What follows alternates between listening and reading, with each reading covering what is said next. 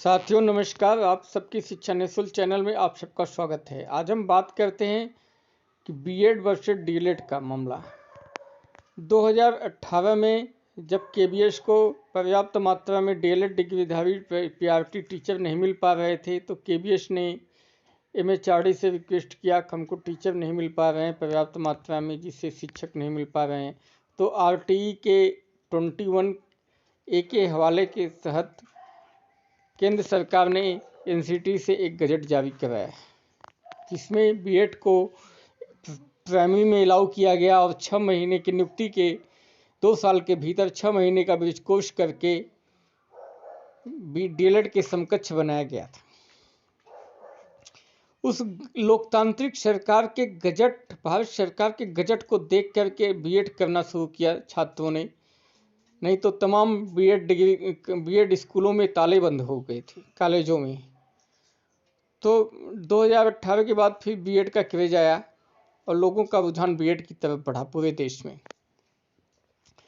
लेकिन फिर होता है 2020 में राजस्थान में पीआरटी की वैकेंसी आती है, जिसमें बीएड और बीएसटीसी जो वहाँ कहा जाता है आपस में टकरा गए, जिसमें होते हुए गया सुप्रीम कोर्ट तक। उसका फैसला 11 अगस्त 2023 को आता है, जिसमें क्वालिटी एजुकेशन को देखते हुए, आरटी को देखते हुए बीएड को पीआरटी से बाहर कर दिया गया पूरे देश से।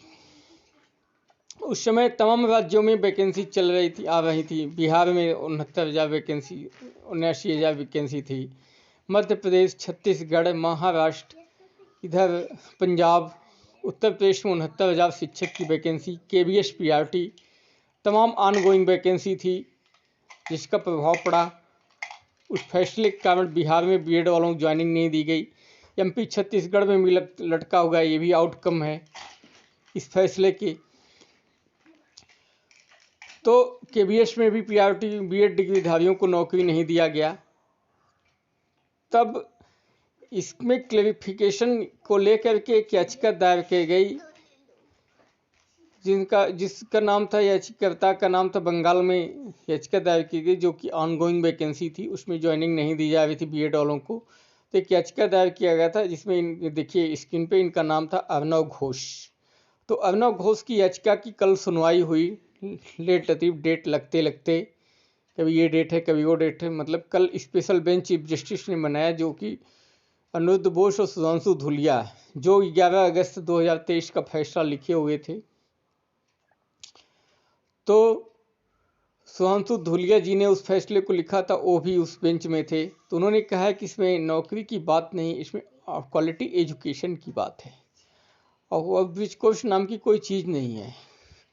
और क्वालिटी एजुकेशन को देखते हुए बीएड को प्राइमरी में अलाउ नहीं किया जा सकता है, जिसके कारण अनिरुद्ध घोष की याचिका में बहस अभिषेक मनु सिंघवी, कांग्रेस के वरिष्ठ नेता, पूर्व केंद्रीय मंत्री हैं, सीनियर एडवोकेट हैं, उन्होंने किया। और डीएलएड की तरीके से मीनाक्षी अरोड़ा और वो गोपाल शंकरन ने पैरवी किया। तो जब देखे अभिषेक मनु सिंघवी की जज साहब का मूड क्वालिटी एजुकेशन को लेकर के बीएड की तरफ नहीं आ रहा है और उसको प्रोस्पेक्टिव नहीं कर रहे हैं कि आने वाली वैकेंसी में लागू होगा, 11 अगस्त से फैसला नहीं लागू होगा, तो उन्होंने लिबर्टी के तहत याचिका वापस लेने की बात कही, जिसका पुरजोर विरोध मीनाक्षी लेखी द्वारा किया गया, डीएलएड के एडवोकेट के द्वारा। गोपाल शंकरन ने भी इसका विरोध किया कि अलग अलग राज्य अलग अलग से लेकर आएंगे तो कैसे काम चलेगा। तो इस तरीके से जजमेंट कब से लागू होगा, यही बताने के लिए कल याचिका दायर किया गया था। और इसका वैकेंसी का प्रभाव क्या पड़ेगा तमाम वैकेंसियों में, तो इस तरीके से हुआ।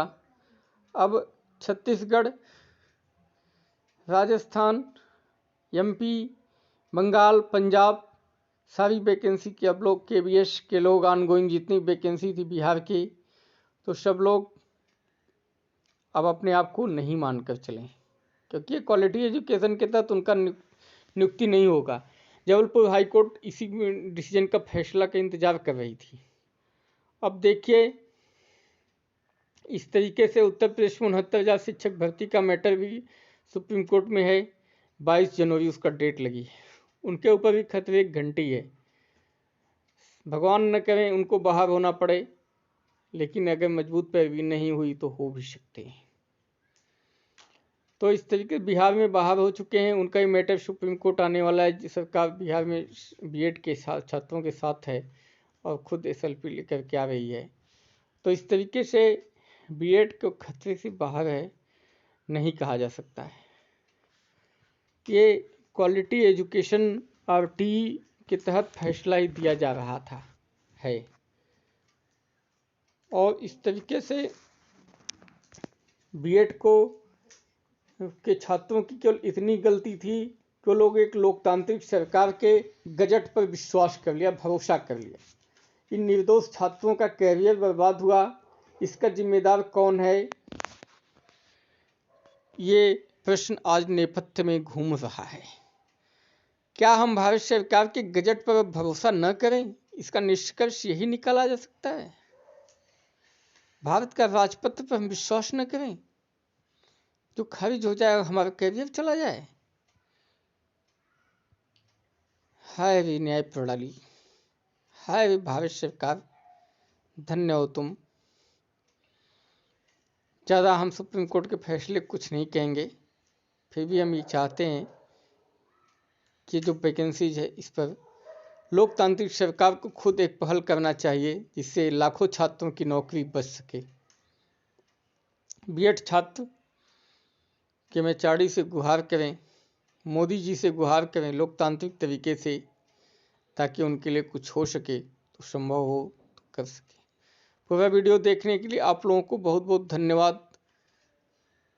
इस चैनल को लाइक, सब्सक्राइब एवं शेयर करने की कृपा करें। Thank you for watching. पूरा वीडियो देखने के लिए बहुत बहुत धन्यवाद। आप सभी लोगों का दिन शुभ हो।